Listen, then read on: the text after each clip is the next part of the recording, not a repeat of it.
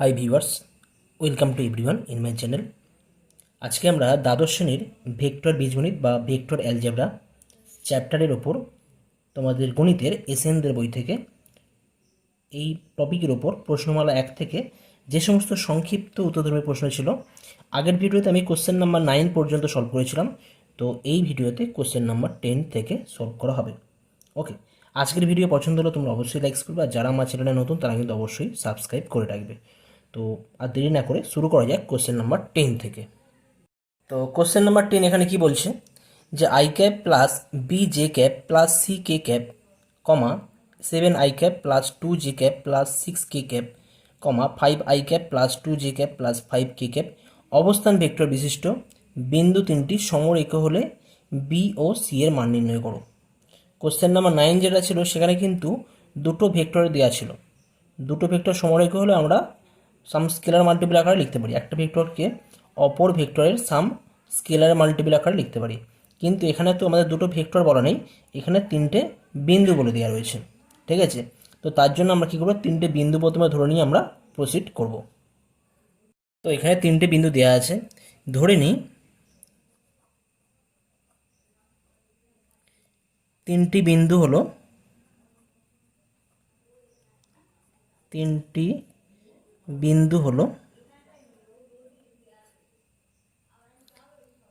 এ B C, যাদের অবস্থান vector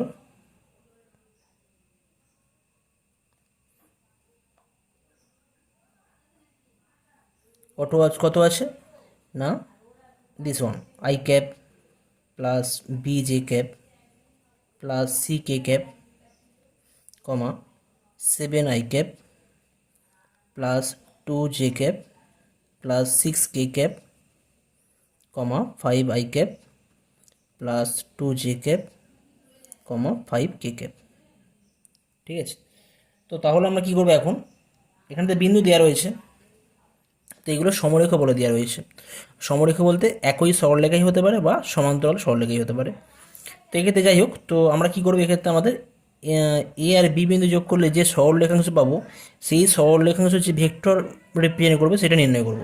তো তাহলে আমরা এখান থেকে কি বলতে পারি, এবি রেখাংশ যে ভেক্টর রিপ্রেজেন্ট করবে সেই এবি ভেক্টর আমরা নির্ণয় করতে পারি। এবি ভেক্টর কী হবে না, বি বিন্দুর অবস্থান ভেক্টর মাইনাস এ বিন্দুর অবস্থান ভেক্টর। বি বিন্দুর অবস্থান ভেক্টর কত ধরা হয়েছিল, 7 I cap plus 2 J cap plus 6 K cap বসানো হয়েছে, মাইনাস এ বিন্দুর অবস্থান ভেক্টর কত আছে, I cap plus B J cap plus C K cap as it is বসানো হয়েছে। তাহলে এটা যদি আমরা সিম্পলিফাই করি, তাহলে 7 I cap minus I cap করলে 6 আই ক্যাপ, 2 জে ক্যাপ এখানে বি আছে, তাহলে 2 J cap minus B J cap, তাহলে 2 মাইনাস বি জে ক্যাপ মানে কমন নেওয়া হয়েছে, যেটাকে কমন নিয়ে আমরা লিখেছি। 6 কে ক্যাপ মাইনাস এখান থেকে সি কে ক্যাপ আছে, তো এই জায়গা থেকে যদি আমরা কে ক্যাপ কমন নিই তাহলে 6 মাইনাস সি পাবো। ঠিক আছে, একই রকমভাবে আমরা বিসি ভেক্টর নির্ণয় করেছি। বিসি ভেক্টর কত হয়েছে না, সি বিন্দুর অবস্থান ভেক্টর মাইনাস বি বিন্দুর অবস্থান ভেক্টর করলে আমরা 5 মাইনাস 7 আই ক্যাপ করলে মাইনাস 2 আই ক্যাপ পাবো, 2 জে ক্যান্সেল হয়ে যাচ্ছে, 0 হয়ে যাবে, আর 5 K cap minus 6 K cap করা হলে মাইনাস কে ক্যাপ পাওয়া যাবে। এখন বলা আছে যে এ বি সি তিনটি বিন্দু সমরেখ। ঠিক আছে, তো কি না, যেহেতু এ কমা বি কমা সি তিনটি বিন্দু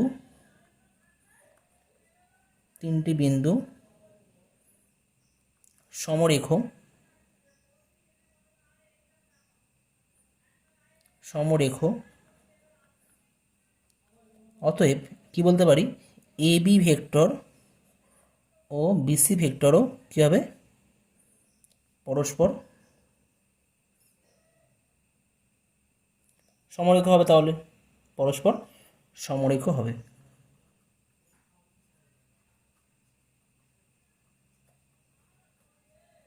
তো সমরেখ হলো আমরা কি জানি, দুটো ভেক্টর যদি পরস্পর সমরেখ হয়ে যায় তাহলে তাদের একটাকে আমরা অপরটার স্কেলার মাল্টিপল আকারে লিখতে পারি। অতএব কি বলবো, অতএব A B vector equal to some scalar, আমি এম ধরে নিচ্ছি, এম ইন্টু বিসি ভেক্টর, যেখানে এম নন জিরো স্কেলার।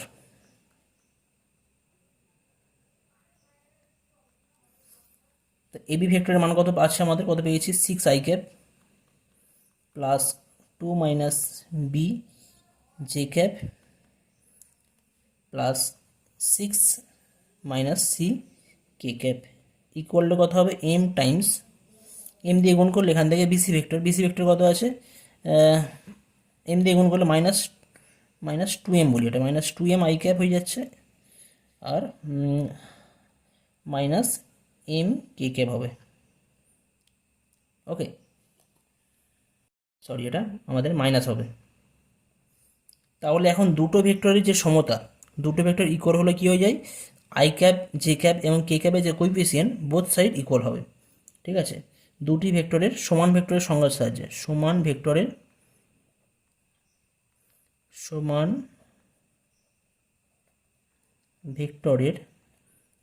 সংজ্ঞার সাহায্যে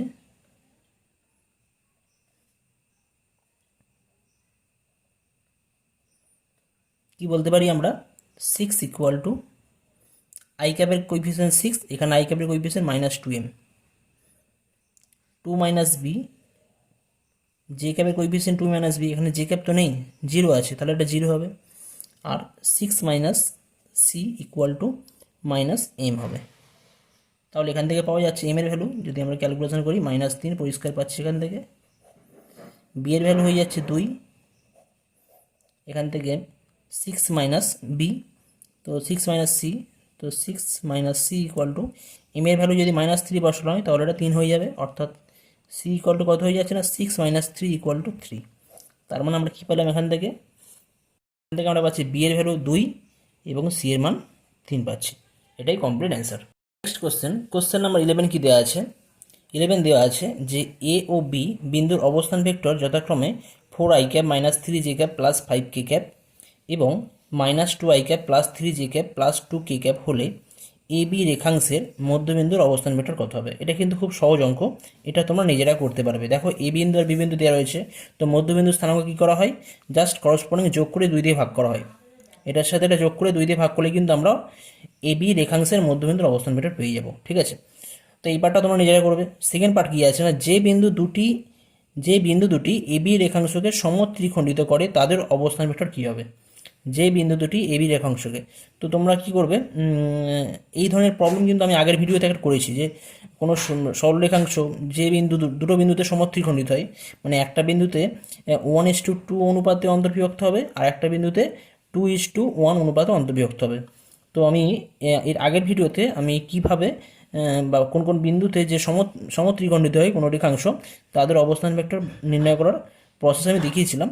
তো তোমরা আগের ভিডিও থেকে তোমরা দেখে নিতে পারো, তো তোমরা এটা হোমওয়ার্কে রাখতে পারো, এটা তোমরা নিজেরা করবে। ঠিক আছে, কোশ্চেন কী দেওয়া আছে, কোশ্চেন নাম্বার 12 দেওয়া আছে এবিসিডি সামান্তরিকের এবি ভেক্টর, মানে এবি সরলরেখা, মানে এবি যে বাহু আছে সেই তার সেটাকে একটা এবি ভেক্টর দ্বারা প্রকাশ করা হয়েছে 2 I cap -4 J cap plus 5 K cap, এবং বিসি ভেক্টর আছে, এটা সন্নিহিত বাহু, করসপন্ডিং এবির পরে বিসি আছে সন্নিহিত বাহু, I cap -2 J cap -3 K cap হলে সামান্তরিকটির এসি কর্ণের সমান্তরাল দিকে একটি একক ভেক্টর নির্ণয় করতে হবে।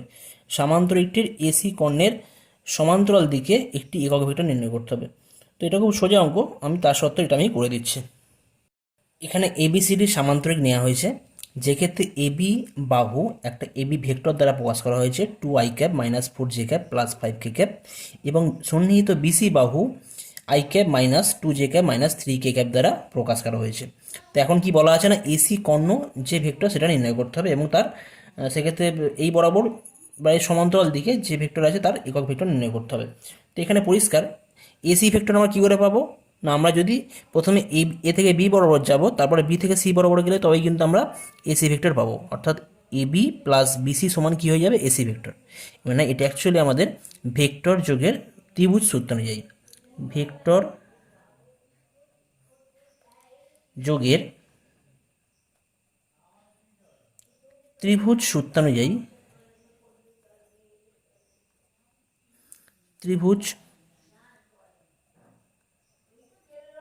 সূত্রানুযায়ী আমরা কি পাবো এখান থেকে, বলতে পারি এখান থেকে এসি ভেক্টর ইকুয়াল টু কত হবে না, AB vector plus BC vector, AB plus BC. তো এবির সাথে বিসি যোগ করলে জাস্ট কত হবে, 2 I cap plus I cap, আমি একেবারে যোগ করে দিচ্ছি, তোমরা একটা স্টেপ বাই স্টেপ করতে পারো। 2 I cap plus I cap করলে পাবো 3 আই ক্যাপ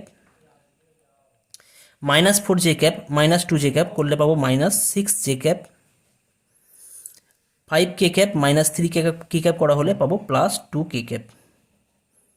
তাহলে আমরা এসি ভেক্টর পেয়ে গেলাম। এখন কোশ্চেনে বলা আছে যে এসি ভেক্টর বরাবর, মানে এসি ভেক্টরের সমান্তরাল দিকে, যে সমান্তরাল দিক বরাবর যে কোনো আমাদের একক ভেক্টর নির্ণয় করতে হবে। তো একক ভেক্টর নির্ণয় করার আগে আমি এসি এর মড ভ্যালু নির্ণয় করে নিই আগে।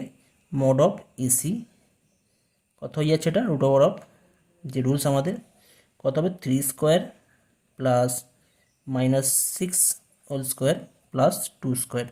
তাহলে এটা হয়ে যাচ্ছে আমার √9 প্লাস 36 প্লাস 4 ইকুয়াল টু আমাদের 49 মিনস 7। ওকে, অতএব আমরা বলতে পারি যে কর্ণ এসি ভেক্টর এর সমান্তরাল দিকে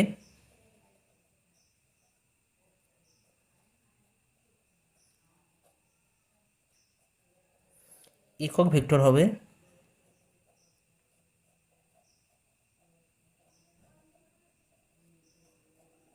সমান AC vector by mod AC vector equal to কত, এসি ভেক্টরের মান কত পেয়েছি আমরা, 3i cap -6 J cap plus 2 K cap. নিচে কত আছে, এসি ভেক্টরের মান কত আছে, মড ভ্যালু 7 পেয়েছি, তাহলে এটা হয়ে যাচ্ছে আমাদের, অর্থাৎ 3/7 i cap -6/7 J cap plus 2/7 K cap. তো এটা আমাদের কমপ্লিট অ্যান্সার হচ্ছে। নেক্সট কোশ্চেন নাম্বার 13 কি দেওয়া আছে, কোশ্চেন নাম্বার 13 দেওয়া আছে এ ও বি বিন্দুর অবস্থান ভেক্টর যথাক্রমে 2a vector plus B vector এবং a ভেক্টর -3b ভেক্টর। যদি সি বিন্দু এ বি রেখাংশকে 1:2 অনুপাতে বহির্বিভক্ত করে তবে সি বিন্দুর অবস্থান ভেক্টর কত হবে আমাদের নির্ণয় করতে হবে। আরও একটা পার্ট আছে অঙ্কটার, আরও দেখাও যে এ বিন্দু সিবি রেখাংশের মধ্যবিন্দু আমাদের দেখাতে হবে। দেখাও যে এ বিন্দু সিবি রেখাংশের মধ্যবিন্দু, সেটা আমাদের দেখাতে হবে। দেওয়া আছে যে এ ও বি বিন্দুর অবস্থান ভেক্টর যথাক্রমে 2a vector plus B vector এবং এ ভেক্টর -3b ভেক্টর। তো বলা আছে যে এখানে সি বিন্দু কিন্তু এই এ বি রেখাংশকে বহির্বিভক্ত করছে, অন্তর্বিভক্ত হয়। অন্তর্বিভক্ত হলে কী হতো না, ভিতরে থাকতো, বহির্বিভক্ত হলে বাইরে আছে। এখন কি অনুপাতে বিভক্ত করছে না, সি বিন্দু এ বি রেখাংশকে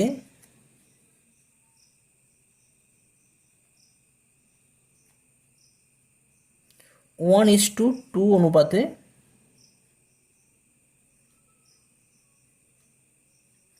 বহির্বিভক্ত করে।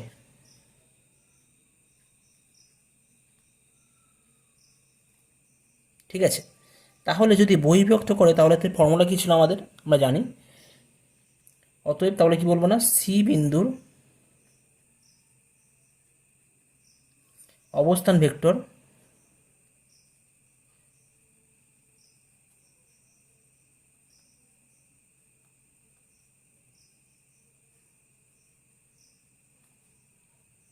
হবে এই ক্ষেত্রে সি বিন্দুর অবস্থান ভেক্টর হয়ে যাচ্ছে। তো এখানে এটা এ বিন্দুর অবস্থান ভেক্টর, বি বিন্দুর অবস্থান ভেক্টর দেওয়া আছে। সি বিন্দু কত না 1:2 অনুপাতে বহির্বিভক্ত করছে। তো বহির্বিভক্ত করা মানে কি বলেছিলাম, তাহলে কোনাকুনি গুণ হবে, একের সাথে এটা গুণ হবে। তাহলে 1 × a vector -3b vector minus, এখানে কিন্তু মাইনাস সাইন আমরা ইউজ করব, কারণ এটা বহির্বিভক্ত হলে মাইনাস সাইন আমরা ইউজ করে থাকি। 2 এর সাথে এটা গুণ হবে, 2a vector plus B vector. কোনাকুনি আমরা গুণ করছি, একের সাথে এটা গুণ করছি, একের সাথে এটা মাইনাস 2 এর সাথে এটা। নিচে কত হবে না m - n, তাহলে m কত আছে 1, n কত আছে 2, হয়ে গেল এটা। অর্থাৎ তাহলে কী পাচ্ছে এটা, a vector -3b vector -2 2 4 4a vector মাইনাসে প্লাসে -2b ভেক্টর। নিচে কত পড়ে থাকছে না -1। তাহলে কি পাচ্ছি আলটিমেট আমরা, a ভেক্টর -4a ভেক্টর করা হলে -3a vector -3b vector -2b vector হলে -5b ভেক্টর।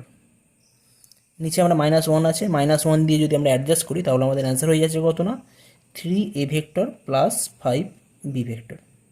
অর্থাৎ কি বলতে পারি আমরা, সি বিন্দুর অবস্থান ভেক্টর হয়ে যাচ্ছে 3a vector plus 5b vector. এই কোশ্চেনে আরও একটা পার্ট রয়েছে যে দেখাতে হবে যে সিবি এর সিবি এর সিবি রেখাংশের মধ্যবিন্দু হচ্ছে আমাদের এ বিন্দু, ঠিক আছে। তো সি বিন্দুর অবস্থান ভেক্টর পেয়েছি আর বি বিন্দুর অবস্থান ভেক্টর দেওয়া আছে। তো অতএব আমরা কি লিখতে পারি যে সিবি রেখাংশের এটা কিন্তু আমাদের সেকেন্ড পার্ট যেটা আছে, সেকেন্ড পার্ট, সিবি রেখাংশের মধ্যবিন্দুর অবস্থান ভেক্টর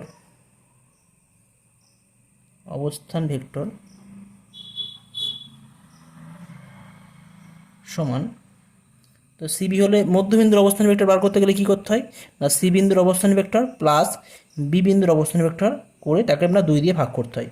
তো সি বিন্দুর অবস্থান ভেক্টর কত পেয়েছি আমরা, 3a vector plus 5b vector plus B বিন্দুর অবস্থান ভেক্টর, বি বিন্দুর অবস্থান ভেক্টর কত ছিল না, A vector minus 3b vector by 2 করতে হবে। তাহলে এটা 3a প্লাস এ অর্থাৎ 4a ভেক্টর, এটা 5b vector minus 3b vector অর্থাৎ প্লাস 2b ভেক্টর। তো একে যদি 2 দিয়ে ভাগ করি তাহলে আমরা কি পাবো না, 2a vector plus b vector. আর এটাই কি ছিল, এটাই ছিল আমাদের এ বিন্দুর, ক্যাপিটাল এ বিন্দুর অবস্থান ভেক্টর ইকুয়াল টু এ বিন্দুর অবস্থান ভেক্টর।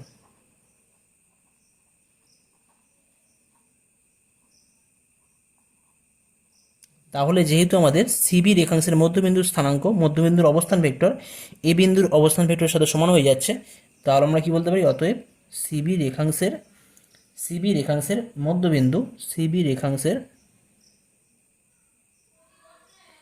মধ্যবিন্দু হলো এ বিন্দু। প্রুভড। নেক্সট কোশ্চেন কি দেওয়া আছে, নেক্সট কোশ্চেন আমাদের দেওয়া আছে যে দেখাও যে I cap plus J cap plus K cap ভেক্টরটি স্থানাঙ্ক অক্ষ তিনটির ধনাত্মক দিকের সঙ্গে একই কোণ করে, বা অর্থাৎ এই ভেক্টরটি স্থানাঙ্ক অক্ষ তিনটি যে আছে, স্থানাঙ্ক অক্ষ বলতে আমাদের এক্স অক্ষ, ওয়াই অক্ষ, জেড অক্ষ, এদের তিনটির ধনাত্মক দিকের সঙ্গে একই কোণ উৎপন্ন করে আমাদের নির্ণয় করতে হবে। তার মানে আমরা কী করে বার করি, এদের ডিরেকশন কোশ্চেন বার করে কিন্তু আমরা বলতে পারি। এখানে আমাদের প্রদত্ত ভেক্টর দেওয়া আছে কি, I cap plus J cap plus K cap. তো I cap plus J cap plus K cap vector থেকে আমরা ডাইরেক্ট বলতে পারি এই ভেক্টরের দিক অনুপাত কি। দিক অনুপাত বিষয়টা কি সেটা আমি কিন্তু তোমাদের প্রথমে যখন আমি বেসিক কনসেপ্ট দিয়েছিলাম প্রথমের দিকের ভিডিওগুলোতে, সেখানেই বলেছিলাম দিক অনুপাত কী বিষয় বা কী, যাই হোক। তো কি জানি দিক অনুপাত মানে কি বুঝি আমরা, আই ক্যাবের যে কোএফিসিয়েন্ট কত আছে 1, জে ক্যাবের কোএফিসিয়েন্ট 1, কে ক্যাবের কোএফিসিয়েন্ট 1, অর্থাৎ দিক অনুপাত হয়ে যাচ্ছে 1,1,1, ঠিক আছে। আচ্ছা, এত ভেক্টরের মান কত না, √1² প্লাস 1² প্লাস 1² ইকুয়াল √3। তাহলে I cap plus J cap plus K cap ভেক্টরটির দিক কোসাইন কত হয়ে যাবে, এটা দিক অনুপাত এত যদি হয় তাহলে দিক কোসাইন বার করতে গেলে কী করতে হয় না, ভেক্টরের মান দিয়ে যদি আমরা দিক অনুপাতকে ভাগ করি, ঠিক আছে, ডিভাইড করি, তাহলে কিন্তু আমরা কী পেয়ে যাই, দিক কোসাইন পেয়ে যাই। তাহলে যদি আমরা তাহলে I cap plus J cap plus K cap ভেক্টরটির দিক কোসাইন সমূহ হয়ে যাচ্ছে 1/√3 অফ 1,1,1, অর্থাৎ 1/√3, 1/√3, 1/√3। এখন যদি I cap plus J cap K cap plus K cap ভেক্টরটি যদি এক্স অক্ষ, ওয়াই অক্ষ ও জেড অক্ষের ধনাত্মক দিকের সঙ্গে যথাক্রমে আলফা, বিটা, গামা কোণ করে থাকে, তাহলে আমাদের দিক কোসাইনের যে আমাদের সংজ্ঞা, দিক কোসাইনের যে সংজ্ঞা, সেখান থেকে আমরা বলতে পারি কস আলফা কী হবে না, এই 1/√3 প্রথম যেটা আছে,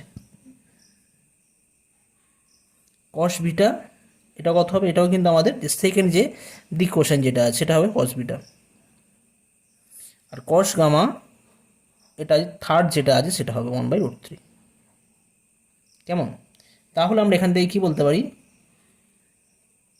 alpha equal to cos inverse 1/√3। Inverse trigonometric function wise আমরা বলতে পারি আলফার ভ্যালু হয়ে যাবে কস ইনভার্স √3, বিটার ভ্যালু কত হবে না, কস ইনভার্স 1/√3, এবং গামার ভ্যালু হয়ে যাবে কস ইনভার্স 1/√3।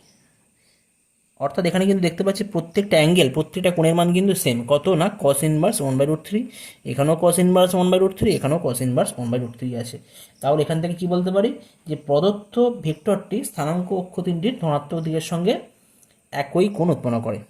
ঠিক আছে, লাস্ট অ্যান্সারটা তোমরা নিজে লিখবে। অতএব প্রদত্ত ভেক্টরটি স্থানাঙ্ক অক্ষ তিনটের সাথে, এখানে বলতে পারছি alpha equal to beta equal to gamma হয়ে যাচ্ছে cos ইনভার্স 1/√3। অতএব কী বলবো এখান থেকে জাস্ট তোমরা অ্যান্সার লিখবে যে প্রদত্ত ভেক্টরটি আমাদের অক্ষ তিনটের সাথে ধনাত্মক কোণ সমান একই ধনাত্মক কোণ উৎপন্ন করে আছে, ওটাই হয়ে যাবে কমপ্লিট অ্যান্সার। দেখো নেক্সট আমাদের পরবর্তী যে কী কোশ্চেন আছে, পরবর্তী কোশ্চেন দেওয়া আছে কোশ্চেন নাম্বার 15, এবিসি ত্রিভুজের বিসি রেখাংশ, সি এর রেখাংশ এবং এবি রেখাংশের বা বাহুগুলো যেটা আছে, বাহুগুলির মধ্যবিন্দু যথাক্রমে ডি, ই ও এফ হলে প্রমাণ করেছে AD vector plus BE vector plus C F vector equal to 0 vector বা শূন্য ভেক্টর হবে। এখানে কি দেওয়া আছে, বিসি সিএ এবং এবি বাহুর মধ্যবিন্দু দেওয়া আছে ডিই এফ, তাহলে এটা আমাদের দেখাতে হবে 0 ভেক্টর হবে। ভেরি সিম্পল, যদি তোমরা ছবি আঁকো, ছবি আঁকলে কিন্তু এটা পরিষ্কার ক্লিয়ার হয়ে যাবে।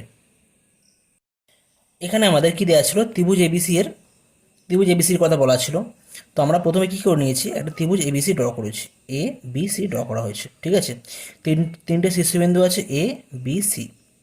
তো তিনটে শীর্ষবিন্দু যেহেতু আছে, তাহলে ভেক্টরের ভাষায় তাদের নির্দিষ্ট অবশ্যই তাদের নির্দিষ্ট আমাদের অবস্থান ভেক্টর থাকবে। কোনো একটা অনির্দিষ্ট বিন্দু, সাপোজ অনির্দিষ্ট বিন্দু এখানে ও আছে, ঠিক আছে, এই ও এর সাপেক্ষে অনির্দিষ্ট বিন্দুর সাপেক্ষে এদের অবস্থান ভেক্টর আছে, এটা আছে, ঠিক আছে, এটা আছে, এটা আছে, এদের অবস্থান ভেক্টর আছে। তো অবস্থান ভেক্টরগুলো আমি ধরে নিচ্ছি, এটা এ ভেক্টর, এটা বি ভেক্টর, এটা সি ভেক্টর। তো তাহলে এই যে আমাদের বিসি রেখাংশ আছে বা বিসি বাহু আছে, বিসি বাহু যে মধ্যবিন্দু ডি আছে তার অবস্থান ভেক্টর কত হবে?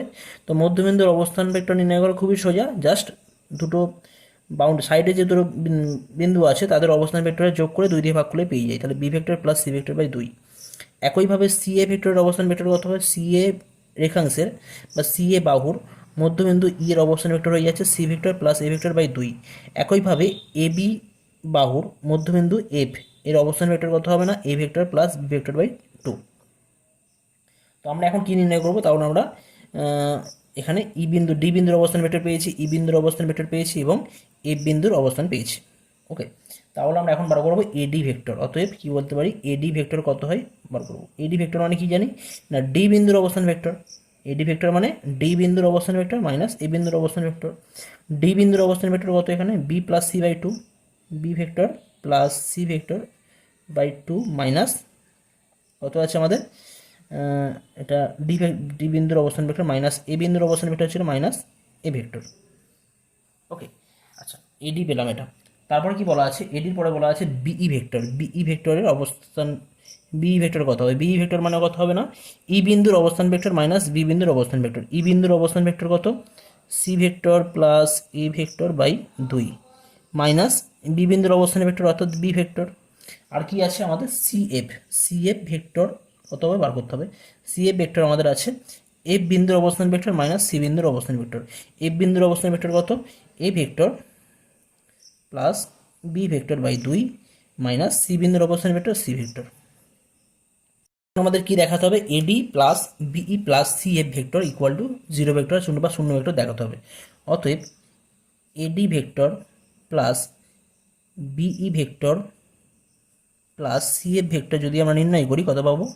এডি ভেক্টরের মান কত? B vector plus C vector by 2 minus A vector plus B ভেক্টরের মান কত? C vector plus A vector by 2 minus B vector plus C F ভেক্টরের মান কত? A vector plus B vector by 2 minus C vector. এবার এই টোটালটাকে যদি আমরা অ্যাডজাস্ট করি তাহলে কি পাচ্ছি এখানে? B plus C by 2, B vector plus C vector by 2, এর সাথে আমি এটাকে রাখছি C vector plus A vector by 2, এর সাথে এটাকে রাখছি A vector plus B vector by 2 minus কত হয়ে যাচ্ছে? A B C minus common নিলে এখান থেকে পাবো A vector plus B vector plus C vector.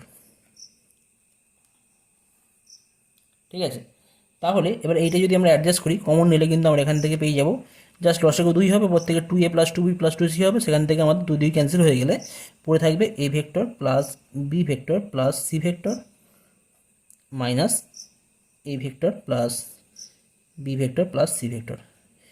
তাহলে দুটো সেম ভেক্টর মানে একই ভেক্টরে বিয়োগ করা হচ্ছে। যদি দুটো একই ভেক্টরে বিয়োগ করা হয় তাহলে আমাদের কত পাই না, সেটাও একটা ভেক্টর হয়। কী ভেক্টর হবে? শূন্য ভেক্টর হবে। তো এটাই আমাদের চেয়েছে। অর্থাৎ কী পেলাম?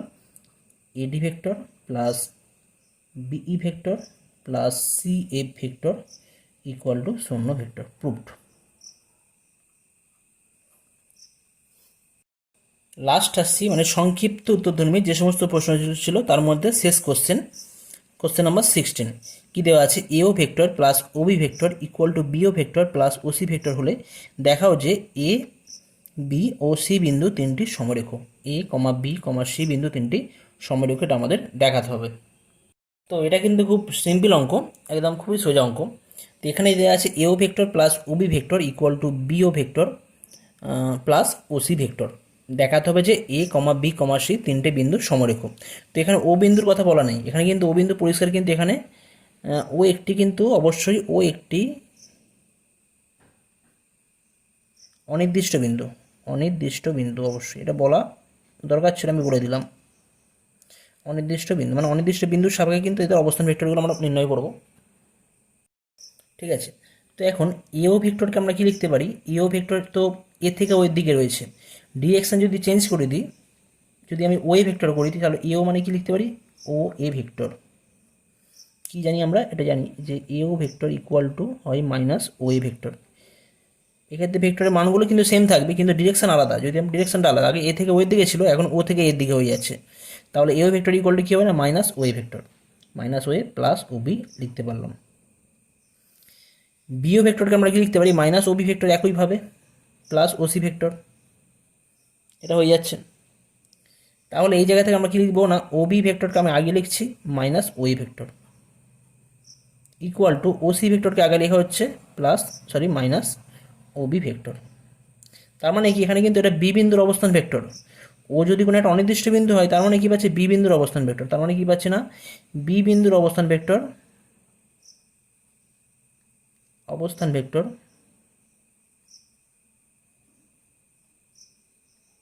মাইনাস কি হচ্ছে? মাইনাস এ বিন্দুর অবস্থান ভেক্টর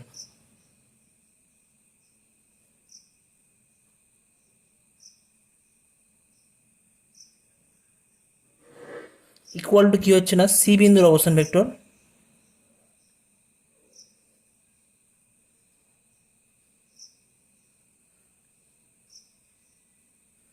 মাইনাস বি বিন্দুর অবস্থান ভেক্টর।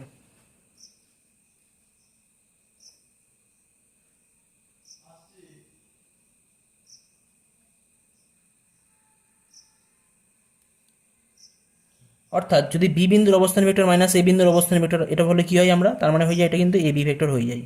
মনে পড়ছে? এ বি ভেক্টর মানে কি হয়? বি বিন্দুর অবস্থান ভেক্টর মাইনাস এ বিন্দুর অবস্থান ভেক্টর, তো সেটা এখানে লেখা হয়েছে ইকুয়াল টু সি বিন্দুর অবস্থান ভেক্টর মাইনাস বি বিন্দুর অবস্থান ভেক্টর। এটাকে কি লিখতে পারি? বিসি।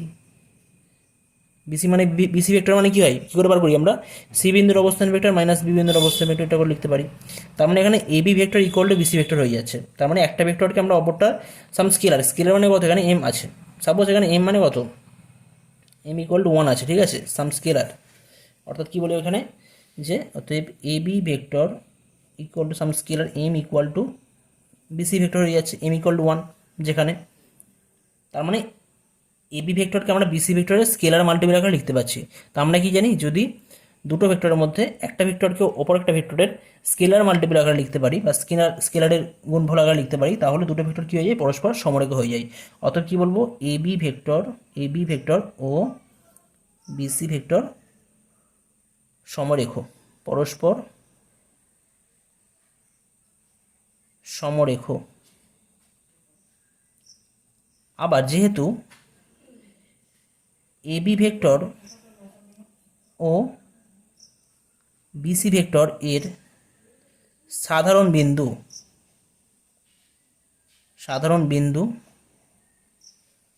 মানে কোন বিন্দুটা কমন আছে? এ বি বিন্দু কমন আছে, এর মধ্যে বি রয়েছে, এর মধ্যে বি রয়েছে, বি।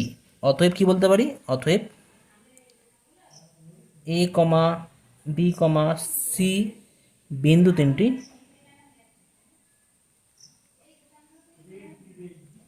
তিনটি সমরেখ। এটা আমাদের প্রুফড হয়ে গেল, প্রুফড। তো এই ভিডিওতে আমি এই পর্যন্তই করলাম। পরবর্তী ভিডিওতে তোমাদের দীর্ঘ উত্তরধর্মী যে কোশ্চেন আছে সেই সমস্ত কোশ্চেনের কমপ্লিট সলিউশন তোমরা পাবে। ওকে, থ্যাংক ইউ।